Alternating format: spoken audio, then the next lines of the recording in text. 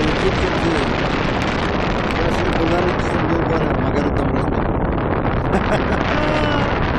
Айде майко, дядо. Малко. Горе, приятел. Вечер.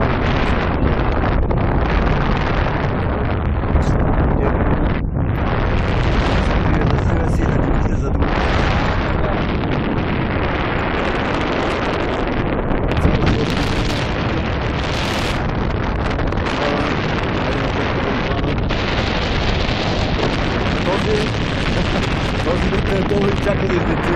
Той е жесток маняк на провеждането и на снимките. Представяш ли си какви приключи? Чака да хвана. Така, браво на нас. Чудесно е! Не ми пука! Не ми пука! Да ми кажа честно! Yes!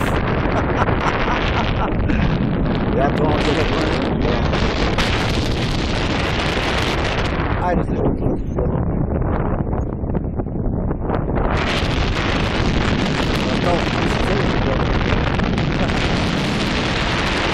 Има една друга тъмност.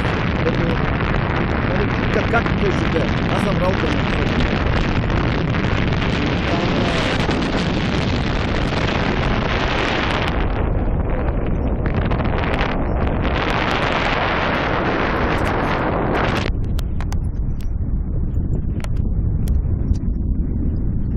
Ехо!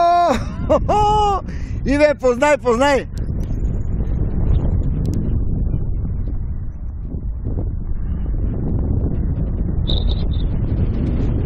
Ние скачам от моста и момчетата в момента, в който ме развързат, за известно време съм отвън.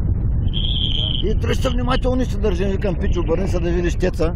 На 67 метра съм бачкал една града. Ех, да му се не види макар. Толкова е било хубаво, аз да не знам. Да. Ех, как не я видях тая да е чатна, да я дръпна. Можем ли да се върнем покрай нея на връщане? Скалата.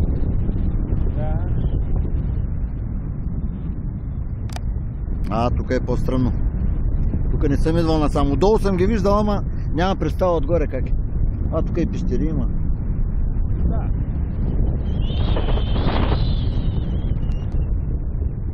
Такива балачета.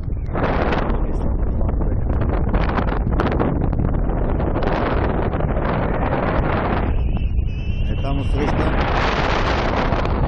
Село има ветрища. Най-виж от там. Ветрища, да. Малки велички. Горе ли се връщаме или долу ще кацаме? Колкото толкова.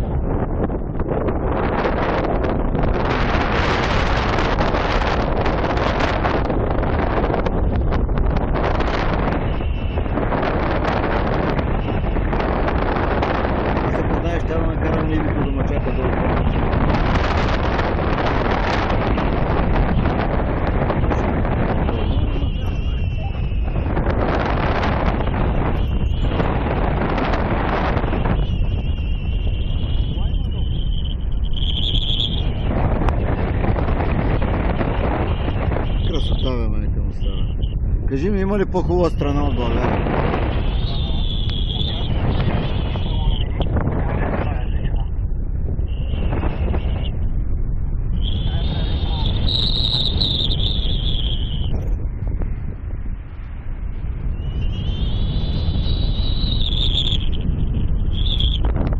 Тук на този триъгълник ли се опиташ? Да. Значи, като така обърнеш краката, само да правиш. Ясно.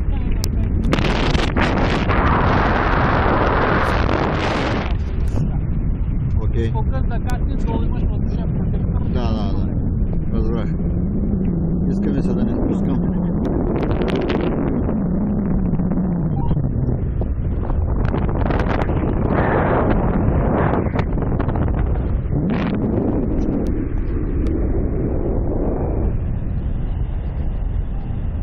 Естествено срещу вятъра, нали така?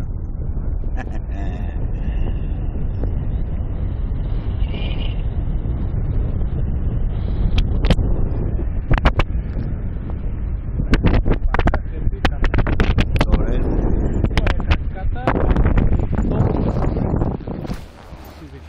Това ли бе? Опа! Ние сме голямата работа, пич. И най-много аз.